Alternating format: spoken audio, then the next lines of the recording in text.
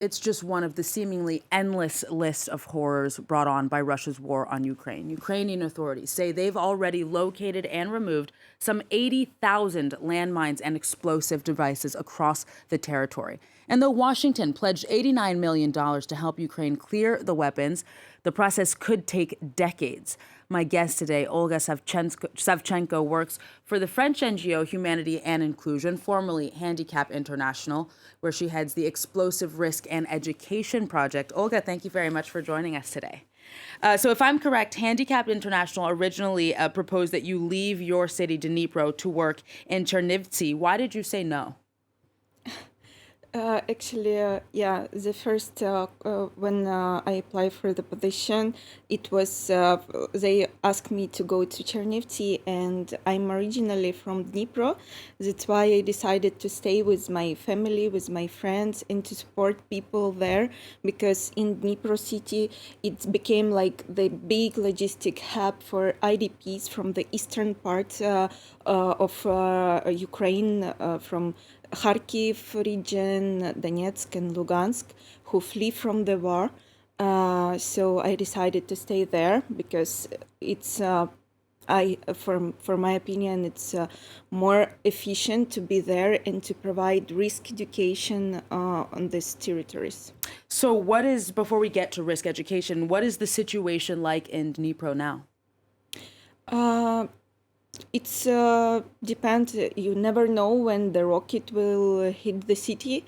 A few weeks ago, we had the huge missile landed in the city center of Dnipro. This is Dnipro is 1 million. Has 1 million inhabitants, so it's only because it was at night. There was one casualty of this missile.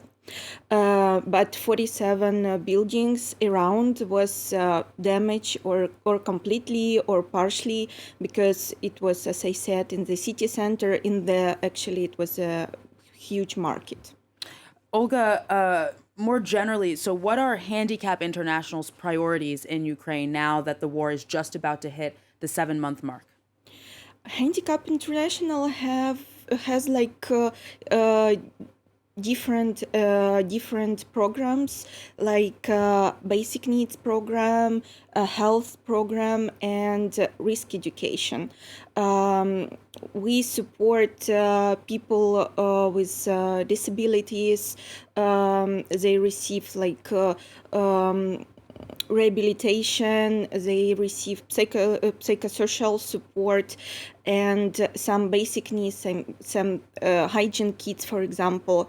And in terms of risk education, of course, we are providing some sessions regarding how to prepare for the conflict, what should be with you, like constantly, for example, like documents, some first aid kits, etc. How to prepare your apartment or a safe place to be in more safe conditions, let's say, and how to flee from the building if it was shelled, for example.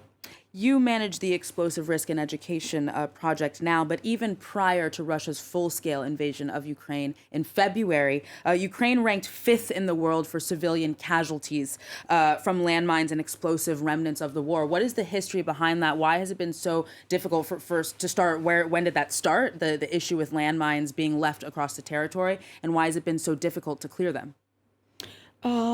Because the conflict was ongoing. It was started not in February 24th, but 8 years ago, actually. That's why it's very difficult to clean the land when the conflict is ongoing. Contamination became again and again.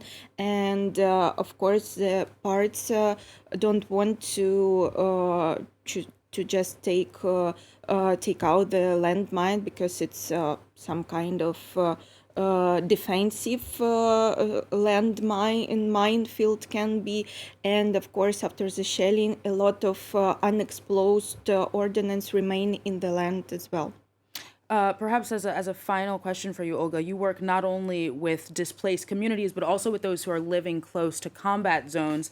In talking to people, what do you think makes some people stay in their homes despite the risks? It's always different, depend on situation. Some people just have lack of money to flee. Some of them really love their houses that they built for the whole life, and they don't want it to be destroyed, or somebody will steal something from their houses, and they decided to stay there. Olga Savchenko, that's unfortunately all we have time for today, but thank you so much for coming Thank on the you. show today, and all the best to you and your family back home in Ukraine. Thank you.